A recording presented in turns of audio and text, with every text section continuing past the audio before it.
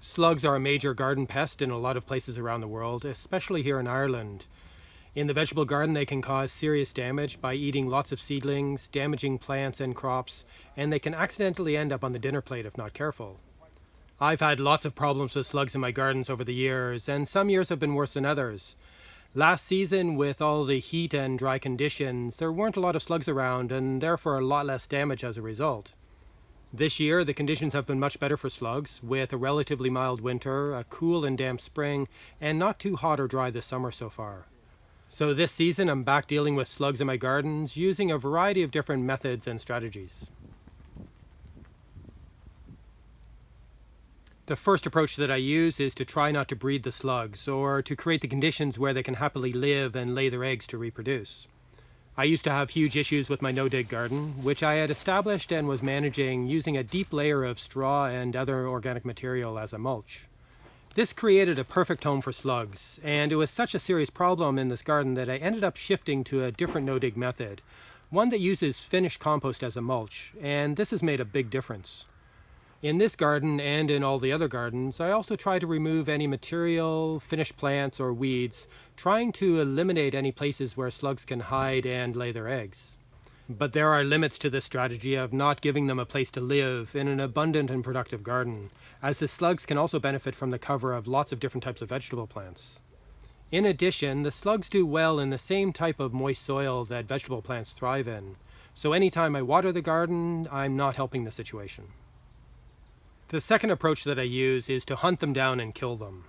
When the slugs are really bad, I've often gone out after dark with a flashlight and an old knife or a pair of scissors to kill every slug that I could find. This is especially useful when I become aware that the slugs are damaging particular plants, and when it's not obvious where they're hiding during the day. I've killed a lot of slugs in one night using this method, but I often have to go out for several nights in a row in order to really reduce the slug population. Like a lot of beginner gardeners, I originally shied away from killing slugs, but after I had suffered so much damage from them, I found it a lot easier to shift to a more ruthless method of dealing with them. I tend not to head out on these nighttime slug kills anymore, but I still have a habit of killing any slug that I come across in the gardens these days, and it's always useful to have an appropriate knife or other tool on hand. The third approach that I use to deal with slugs is to remove them from the garden, generally through the process of clearing up after a crop. This is often the case when I remove the remains of a leafy salad crop or plants that are starting to decay. In these cases, I don't bother killing the slugs, rather I simply throw them into the compost pile with the remains of the crops.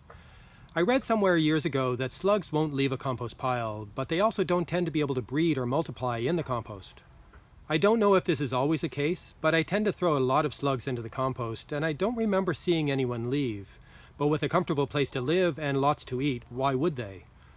What I don't really understand is what prevents them from reproducing, but I suspect that somewhere within the really diverse and active ecosystem of the compost pile is something that eats slug eggs, which is great. With this method, they're relatively easy to remove from the garden. They help with the decomposition process in the compost pile, they don't become a problem, and I don't have to kill them. The fourth approach or method that I use to deal with slugs is to drown them. Like many growers, I often find slugs in heads of lettuce that I've harvested, and within other types of vegetables, especially if I harvest early in the morning. But since I've started using a multiple bucket method for washing everything that I harvest, all of the slugs end up in the bottom of the buckets of water where they either drown or I pull them out and put them in the compost pile. Occasionally I've had several heads of cauliflower really damaged by slugs, and it's really hard to remove them as they hide up in the tight curds of the flower buds.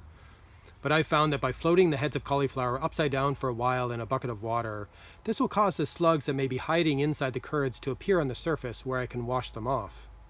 Occasionally a slug has made it past these defenses, but very rarely, and I ended up pulling a lot of slugs out of the garden as I washed the crops after harvesting.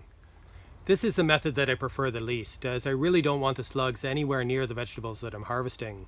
But I generally have an abundance to harvest from all the gardens, so I don't mind losing a bit to some of the slug damage, so long as I can remove the slugs from the gardens in the process. The fifth approach that I use is to get the slugs to drown themselves in beer.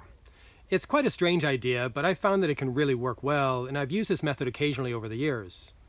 The slugs are attracted to the beer and for some reason end up drowning in it, and a few jars around the gardens can attract a lot of slugs from the immediate vicinity. The problem I've had with using this method is that my gardens cover a really large area, so I'd need a lot of jars or other containers and a lot of beer. The traps also need to be checked and refilled regularly, and leaving them too long means that you have to empty a really smelly slime from the jars. I still use slug traps occasionally, especially in the enclosed space of a polytunnel, but I guess I'd rather drink the beer myself and find some other way to kill the slugs. The sixth approach that I use is to give the slugs a nice place to hide during the day and then I kill them. This is the method that I use the most often these days and is in direct opposition to the first method of not giving them anywhere to hide, and is an easier version of the second where I don't have to hunt them down or find them. I leave lengths of wood or pieces of plywood in strategic places around the gardens, making sure that the soil is moist underneath. Then every day, or whenever I think of it, I lift the board, kill whatever slugs I find underneath, and set the board back down again. Eventually there will be no more slugs to be found, and I either move the wood to another location or leave it there to catch any new slugs that wander into the area. I think that this is the most effective method and the easiest, but I do need to check the traps regularly, otherwise I've just given the slugs a perfect place to live and to breed. I've found this to be a really simple and effective method for clearing most of the slugs out of an area before sowing susceptible crops. If I had been more consistent with using this method earlier in the season, I could have kept the slug population down and prevented the loss of some of the crops that I sowed. But I guess I let my guard down or had become more complacent after having so few slugs to deal with the previous year.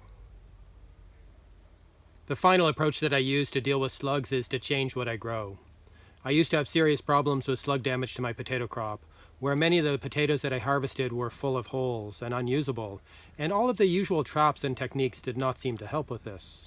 I think that the problem was that the type of slug that was doing most of the damage was a variety of keeled slug that typically live underground, and all of my other approaches work for slugs that spend their time on the surface of the soil. In the end, I realized that the variety of potato that I was growing was apparently highly susceptible to slug damage, so I switched varieties, and for the most part I've had much less damage. I would like to have been able to continue to grow that variety as I really like it, but it just wasn't worth it. All of these methods are variations on how to kill slugs or how to avoid damage from them, and like many things I've found that they work best in combination. There are also a lot of other methods that I've tried and some that I haven't. I tend to avoid the various methods of trying to establish a barrier that slugs won't cross, such as using eggshells or other sharp or dry materials. These types of methods can be really useful in a smaller garden or around particularly susceptible crops, but with the scale that I'm working at, I find that they're not so useful. I've tried using nematodes, which is a particular type of biological control for slugs, especially with the problems that I had with my potato crops, but I didn't notice that there was any difference in the amount of damage that the slugs caused. I don't use conventional slug pellets as they can cause a poisoning to other creatures, but I have occasionally tried using a less harmful organic version of slug pellets, although I'm not sure how effective they were. A few years ago, I had a hedgehog hanging around the gardens, helping to eat a lot of slugs, but it seemed to have moved on since I got a lot better at not breeding the slugs. I suspect that you need a relatively large population of slugs in order to keep a hedgehog happy enough to stick around. I've had mixed success with hens, with some batches eating lots of slugs and others seem to avoid them, but they also tend to cause a lot of damage in the gardens, so aren't really so useful. Ducks have a reputation for being excellent slug hunters, but unfortunately, like hens, they don't really fit into the open context of the site where most of my gardens are located. Perhaps next year I'll be able to get some ducks to help out with the larger project that I'm working on in the black plot.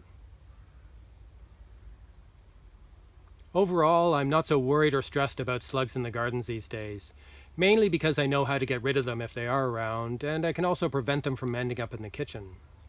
I also grow an abundance of vegetables in multiple different gardens, and I'm not too concerned if some of the crop is lost, but of course I'd really rather they didn't cause any damage at all. I am getting better at being able to grow strong, healthy plants, which I think makes a big difference, as the fast-growing plants are not set back by a small amount of slug damage. I also suspect that slugs can be more attracted to plants that are struggling, that aren't doing well, though I'm not sure how often this might be the case. These days I tend to see slug damage in the gardens as a sign that I'm not doing my job properly as a grower, so they are, I guess, helpful in the gardens, at least for that.